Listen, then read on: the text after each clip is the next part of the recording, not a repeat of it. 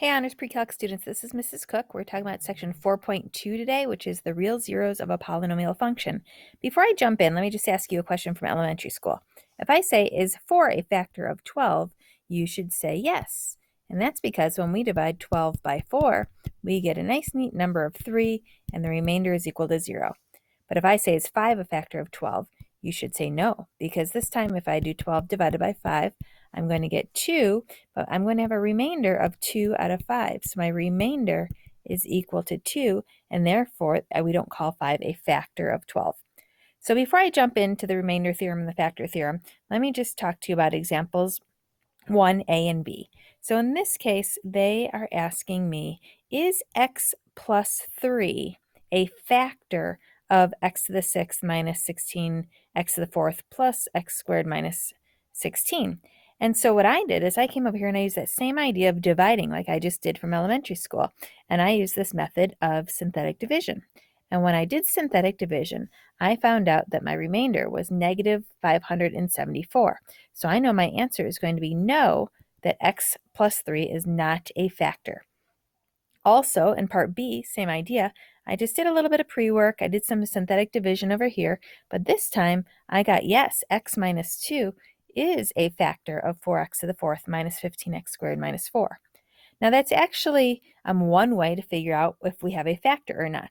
But another way to do this is called the factor theorem. In this case, it says if we take that value c and we plug it into the function and we get a remainder of 0, then we know that we have a factor.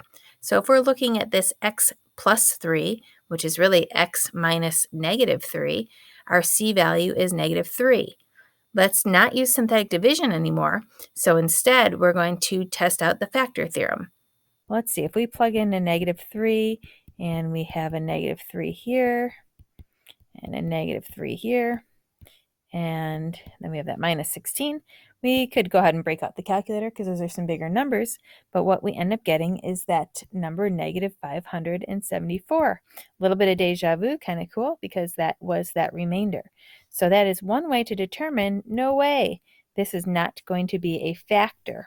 So I kind of like that. Again, we could use this synthetic division, but when it specifically says to use the factor theorem, then I'm going to say, well, let's see. If I plug in, this one is x minus 2, so c is my 2. If I plug in a 2, 4 times 2 to the 4th minus 15 times 2 squared minus 4, and I do my order of operations correctly, of course, and I calculate, I will indeed this time get a 0. So this time I get yes. So to be clear, in this case, x minus 2 is a factor, because the remainder was equal to 0. So it's a nice quick little test. We're using what's called that factor theorem. You're going to plug in that c and see if you get that function equal to 0. Moving on, in example 2, they want me to find the real zeros of the function and then use those real zeros to factor the function. Let's just take a look at some things we should already know. This one has a degree of 4. So we're going to be looking for a 4th power when we write it into factored form. And we know that it's going to resemble f of x equals x to the 4th, which is like x squared. So that means it's going to have that end behavior like a parabola, upwards to the left forever, upwards to the right forever. And I can see when I actually went to my graphing calculator that indeed it did have that end behavior, which is pretty cool to see. Okay, let's actually look at the zeros. So I went ahead on my calculator and I found those zeros by going to Menu, Analyze, Graph, and selecting zeros. And I got one to be at negative 2, 0, or an x-intercept at negative 2, 0. So when I'm listing out my zeros, I have 1 at x equals negative 2, and I notice at that point that it crosses. And then at negative 1, right here, it also crosses. And finally, at x equals 2, it touches it and bounces back. So remember what we talked about. At a cross, we have an odd power on those binomials, and at a touch, we need an even power. So when I write it into factored form, I'm going to write f of x equals x plus 2. Now I need an odd power there because it crosses for that x-intercept at negative 2, 0. So I'm going to keep that to the first power. And then I have an x plus 1. Again, I need an odd power there because it crosses, so I'll keep that at first power. And then finally, at x minus 2, so that I get a 0 of a positive 2 here, I need an even power. And remember, I'm looking for that 4th degree. So now my degree is indeed going to be 4, because when I think about multiplying all these together, I would get a 4th power. So my final answer, you don't have to write those first powers. You can just write x plus 2, x plus 1, and x minus 2 quantity squared. Moving on to part B, let's do another one of those. And in this case, again, look at, I have a 4th power. So in this case, I know once again that it's going to resemble 4x to the 4th now. Okay, and I, again, graphed it on my graphing calculator, but take a look here. This time I can see that I only get 2 of those zeros on my calculator. And so when I'm listing them out, I have my zeros at x equals a negative 1/2, and I have 1 at x equals positive 1/2. This will help me start to build my function in factored form, because right now I know that I'm going to have one of my binomials be x minus 1/2, and one will be x plus 1/2. Okay, in either order, it doesn't matter.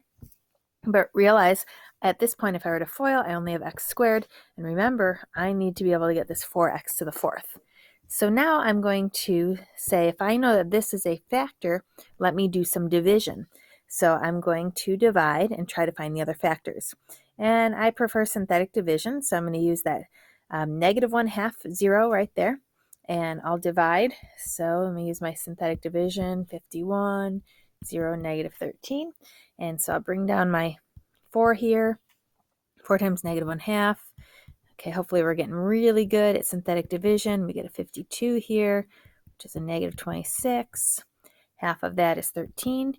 All right, my remainder is 0, which is what I was looking for because I already knew that this was going to be a factor. So at this point, I have my 4x cubed minus 2x squared plus 52x minus 26. Well, wait, that's still not factored form, so it's going to get a sad face because I'm not done yet. I'm still not factored. Well, let's do some division again, because I also knew that 1/2 was a factor, so I'm going to put I'm going to use my synthetic division again with a 4, a negative 2, a 52, a negative 26. Bring that down, and I'm going to get a 0. 52 here, half of that is 26. Okay, again, I'm happy because I get my remainder, which I already knew that this was going to be a factor. So it works out okay. So now I have a 4x squared and then plus 0x because I got a 0 right in there, and plus a 52. All right, let's go ahead and move this over. Let's go ahead and wrap it up then in my factored form. Now I really don't want to write x minus 1/2, so let me rewrite that in terms of a 2x minus 1. Think about that. I'll still get that positive 1/2 to be my 0. And then instead of writing x plus 1/2, I'm going to write 2x plus 1. Okay, so this is looking good so far. I've got my 4x to the 2nd power. I need a 4th power. Well, we had another factor here. Let's see, if I took out a 4 here, I'd have x squared plus 13. Yes, so my other factor is that x squared plus 13. Think about multiplying all of these guys together, and we would have my original problem given to me. Quick note, you'll notice that if you were to set this equal to 0, you're going to get x is plus or minus the square root of negative 13, and because of that negative, that's why it doesn't impact the graph at all. It doesn't give you any of those x-intercepts. All right, here we go. Example 3, it says find k such that this function has a factor of x plus 2. Well, remember, if it has a factor of x plus 2, then we could divide by that factor. But the problem is I can't use synthetic division because, again, I'm trying to solve for this unknown value k. So if I can't use synthetic division, I am going to use the factor theorem. And I'm going to say, well, when I plug in a negative 2 into the function,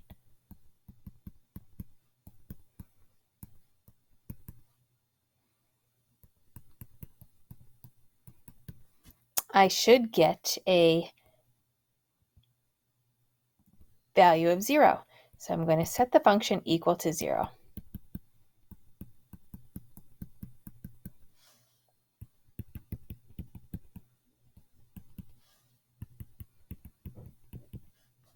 So at the end there, I get k is negative 17/12. And finally, example 4.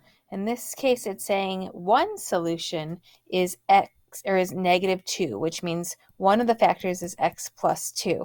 And it wants me to find the sum of the remaining solutions.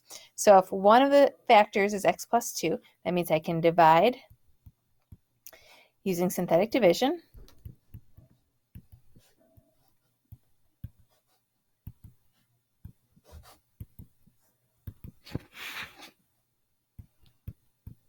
And again, I know I should have gotten a remainder of 0 because I was already told that it was one of the solutions.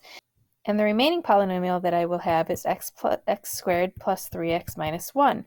So I would like to keep factoring that so I can find the solutions. But notice, these are two numbers that multiply to negative 1 that add up to 3. This is not factorable. Okay, don't panic when you get a polynomial that's not factorable. You want to use that tool called the quadratic formula that you really practiced a lot last year. Okay, in this quadratic formula, my a is equal to 1, and my b is equal to 3, and my c is equal to negative 1. So here we go. X equals opposite b, so it'll be negative 3 plus or minus the square root of b squared minus 4ac all over 2a. I learned this by singing it, so I'm trying to spare you guys my voice here. I've got x equals negative 3 plus or minus a square root of 13 all over 2. Well, think about what this is. This is two factors. One of these is negative 3 plus the square root of 13 all over 2, and the other one is negative 3 minus the square root of 13 all over 2. And remember what they were asking me to do? They wanted the sum of the remaining solutions. So if I add these together, check it out. Let's think about splitting these guys up. This would be a negative 3 halves plus root 13 over 2. And this guy is a negative 3 halves, 3 halves, that's a 2, minus root 13 over 2. So thankfully, at least the root 13s over 2's cancel. And I've got a negative 3 over 2 plus another negative 3 over 2. I'm going to get negative 6 over 2. So my sum of my remaining solutions is negative 3. All right, everyone, time to get practicing on your own.